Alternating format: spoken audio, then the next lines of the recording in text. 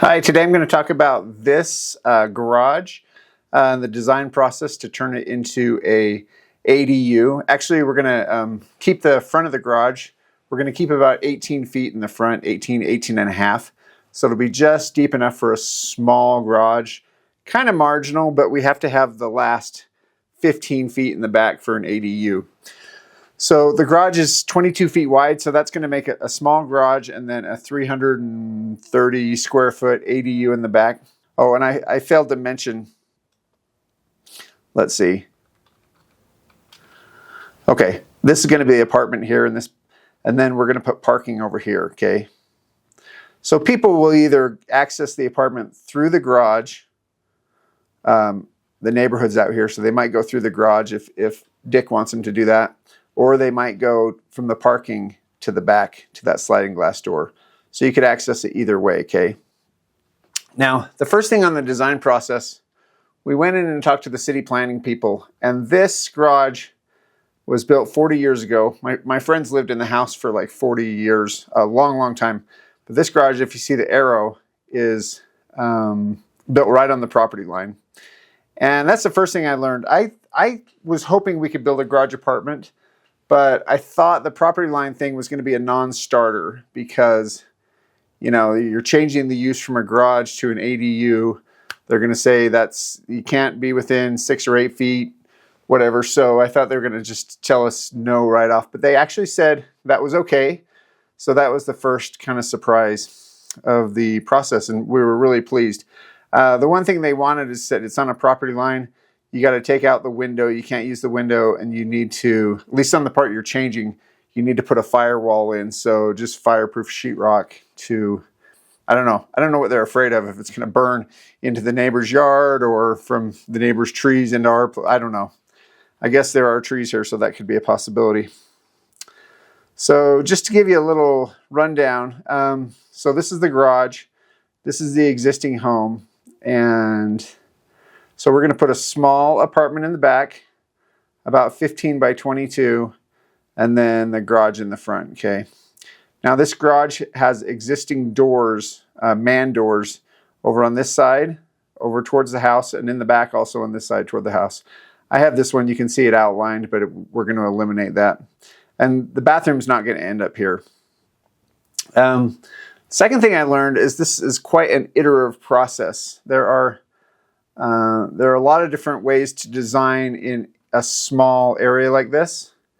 One thing that was important is this is an existing back garage door that's 9 feet wide. I don't have it shown in this picture, but in the back of the garage here, which will be the back of the ADU, we wanted a lot of light, and so we're going to put a big sliding glass door, and I actually found one used that's a sliding glass door that's literally 8 feet wide. So the panel that opens is 4 feet, and I've never seen one that big, but we may go for that one at $350. That thing would be well over $1,000 probably new, but it's actually new, but a guy, you know, they get remainder windows or whatever, and he sells used windows, or he sells new windows at used prices, I guess.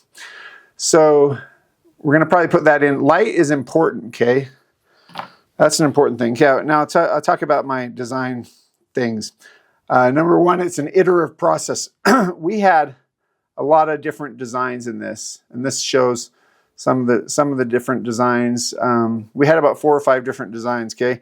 And I think they've gotten better. Number two is the light's important. This is a south-facing wall, so you know the harsh light of the summer is going to be overhead, and then in the winter time when you need the light and the heat, it's going to shine in here. So that 9-foot garage door opening, back garage door opening, if we keep 8 feet of it in a sliding glass door, it's going to let a lot of light in here in the winter time. Another thing is privacy. This is going to have an opening to the garage. And that actually goes, and it's going to have an opening straight into the house. This wall is going to go over here, so it's going to go straight into the house, out into the apartment. And that was one of the requirements of the city, that you keep this apartment so it can be made part of the house if it's not an apartment. So basically they said you can't go from the apartment to the garage and into the house. They want it to go directly from the house into the apartment. So we designed that in. But privacy is big, okay? In a small apartment, you want to have a sleeping area that's more private. So that's going to be over in this area. We're actually going to put the bathroom in the middle, and it's going to kind of separate the entryway from the sleeping area. So when people come in your door, you're not going to be able to see the sleeping area, which would be good for privacy. And then we're going to put the kitchen over here, and I'll show you some of that design. Next important is heating and cooling. We might, well, I'll talk some about the heating and cooling. There are different options. If you just used window coolers, this is on a budget. You could get those for, you can get those used in the wintertime for $30 and get a couple of window coolers, and so your cooling would be nearly free. To install, the cheapest to install is baseboard heaters. That's very cheap. Maybe a few $100s to maybe $200, $300, $400 for a baseboard heating system with a thermostat. That would be very cheap. It's more expensive to run, so that's a consideration when you do it. So kind of an idea would be like a mini split, a little bit more expensive to install, a few thousand to install for sure, cheaper to run, but more professional at both heats and cools. The one thing is in Utah, the winters get kind of harsh, so the mini split might not be, you might not want that to be your only heat source. They're not super reliable in the winter. Sometimes if it gets very cold, they don't work very well. So if you did a mini split, you'd probably want to put maybe one baseboard heater in as a backup. And then the thing that really surprised me with it was this property line. Okay, now I'm going to show you our first design, okay? This is our first design. We went into the city and asked them, and they said we could turn the whole garage into an apartment. We were talking to a building official, not a planning official, but he was a building official with about 30 years experience and kind of authoritative. He talked authoritatively, like he knew, he'd been around for long enough that he knew what you could not do. And the planning people actually rely on him for some situations. So this was our first design. This is the whole garage here. And we put a breezeway in here. Now, the owner does a lot of work in his yard, his front yard, his backyard. So he wanted a way for everybody to be able to get from the front to the back without going around the house. And over here, this is the property line, so you can't go around the house this way, okay? And out the main house to the front, out the main house to the back. So everybody has access. And this could be good for some storage. It could act as a mini little garage. You could put shelving on one side. We made it about 5 feet wide, so you could fit some shelving in there. Just minimal storage, but some. And that way everyone has access. And then this left about a 550 square foot apartment, okay? And I mentioned light was important, okay? So in this design, you see these are sliding glass doors, put in a lot of light, and they would shine through. And then I was going to put some French doors here. So when you have these open to the kitchen and living room here, so kitchen and living room here, I don't have all the kitchen things drawn. Stacked washer and dryer in this corner maybe.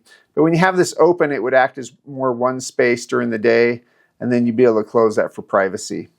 We were going to use a mini split, a 2 head mini split, so you could put a head in the bedroom and a head in the main room. That was going to work really well. And they told us, this guy with 30 years experience said, yeah, you can do that. But then it got denied by the planning people. So that's what it is. Okay. So then we measured, and we had about 35, 36 feet in the garage. So that's where we went to this. You can do 14 and a half. I think it's 15 feet in the apartment. So just under 300 square foot. Luckily, my friend he's older, single, has a lot of stuff that he can fit into a nice garage, so that works out well for him. The plan to get from the house to the back is kind of cut off, or you can't really go from the front of the garage through the garage to the back also. You'd have to go through the apartment. But there's no way to make that breezeway and make an acceptable apartment, so we had to cut that out, okay? Again, this isn't where the bathroom's going to be, but Anyway, apartment here, garage here, okay? So this was one of our first, well, let's see. Yeah, this was another idea we had. And the idea here in the apartment was to make a large opening here that would act as you'd put your dining table, if you had one, it'd have to be very small, TV area with a couch and a little bed over here maybe. And then the idea to make that bigger, we stacked everything in this side, okay? So you can see you have the kitchen here and then the bathroom here. This is a 5x8 bathroom. And so I was a little concerned because your kitchen's only 8 feet long. Then because the kitchen's only 8 feet long, I put the fridge and the washer and dryer over here, okay? And that you could extend this wall out a little bit. So that could make a little bit of privacy here from, this is the opening here, or the opening over here. So anyway, I thought this was a fair drawing. And as you can see, I put all the different outlets in here. The city's concerned about where you have GFCIs, if you have 2 in the kitchen, 1 in the bathroom, those requirements. I put on here that we're going to do a firewall here, just some basic city requirements. And they didn't require much more than that. Of course, it doesn't show all the codes. You still got to build it to code. But they don't require, the building department doesn't require tons of requirements. So I have some just basic stuff here. I wanted to put, with the area with the fridge and washer dryer here, I wanted to put some built-in shelves on either side of it, and then a pantry back here. And so some storage, okay? There's not a lot of storage. You'd also want to put a closet in the bathroom or in the bedroom here also. But then this is the other thing that I want to say. After the city gets this approved, okay, this is the apartment here. And you have a garage. What they want is a house to look like it has a 2-car garage. It's a standard house still. So you have the garage facing the street, so it looks like a standard house. There's nothing that says you couldn't put, well, it's kind of skirting the law a little bit, but after you get it all approved, you could put a bedroom in here. So make it a bigger apartment with a bedroom, and you could call that a workshop or something. Or we thought you could even put temporary walls, use some walls that could be removed quickly. So it'd be a little harder to heat and cool that way. But if you made a bedroom here with temporary walls, then maybe you could get away with it, calling it just a temporary shop. Or so you still have a 2-car garage. But I'd want to make this anyway with something that's not too permanent, because if someone else bought the house, they'd probably keep the apartment, but they might want to take this bedroom out and make it a 2-car garage if they wanted that, okay? So that's something you could kind of do down the road. It's quasi-legal, and you know, so many of these basement apartments, ADUs, are not permitted anyway, that it's not going to be anything crazy. And I think the city gets what they want. They want the house to look and function like it has a garage. Oh, and this bedroom, as you see in this drawing, I'd make it pretty narrow bedroom, deep and narrow. That way you have plenty of room for a 1-car garage here, plenty of storage. You could have shelves around here for storage and still fit a car in.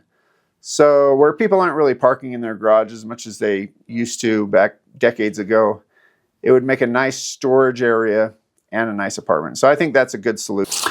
So on this one, if you see this detail, this is kind of what we went to at the end. And we put the bathroom in the middle. See, this is the garage down here.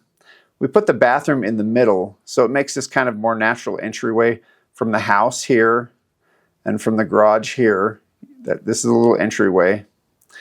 And I checked to see if this was compliant, because if you need 30 inches of space or whatever here with a little landing down, there's a couple little steps here, little landing. I asked if you could put this door in here that would encroach in that 30 inches of space, and they said, yeah, okay. So a little bathroom here, and then a little kitchen over here, okay. So then you have the advantage of this plan. You have one more continuous space that's all the way across the apartment. So it might feel like a little bit bigger space, and I think this is the way we're going to build it. A bigger space here, sliding glass door here, window here. kitchen back here. And in fact, to make it more private, I think what we're going to do is reverse this and put the kitchen along this wall. And that'd be about let me think. That'd be about 13 feet of kitchen. So we could have a one-wall kitchen. And then where if you come in here, then you're seeing the kitchen, and you could have the bedroom over here. So it's a little more private behind the bathroom. And then with a sliding glass door, still, if this was accessed, they'd be able to see your bedroom. And that's hard to get around. It's hard to make the privacy work with both the entryways, but you could at least make it work with what would be the front entryway that a lot of people would use, okay? And then you could put your TV or something in the middle, okay? So just basic apartment plan. Again, it was an iterative process. We changed the plan 3 or 4 ways. There's a lot of ways you can build it. Light's very important, okay, going through. Privacy is important. Making the bedroom a little bit private, like if we put in a little half wall in the middle, that would be important, okay? Heating and cooling. You could do it the really cheap way with just window units. You could even build in a spot for a window unit. So that way you could do your heating and cooling almost for free, or a mini split would be perfect and be much better, but would cost a little bit more money. Again, what the city wants. We were surprised they let us build right on the property line. Most cities, I imagine, probably wouldn't let you do that, but they did. And then, yeah, so that's our design. I think it's gonna be a nice ADU back there. A lot nicer if we put this basement or a 1-bedroom in the garage, and then you can still have a nice garage too. So there's different ways to do it. Luckily, we have a 35-foot deep garage. We're really blessed that way. And my friend, 80 years old, his knees are shot. So right now he's living in the basement in an apartment. We're going to convert the house to being rented all as one. That's what you have to do to be legal in Utah. You can't have 2 apartments. So there's a house, there's a basement apartment, but he's going to move up into the garage. He's got a great renter right now that's probably going to bring in her mom and dad to live in the basement. So it'll all be rented as one house, but they'll have their own space too. So I think this solution works really well. And I'm excited to build it. I'll show you down the road. So this has been Paul with ADU Owner.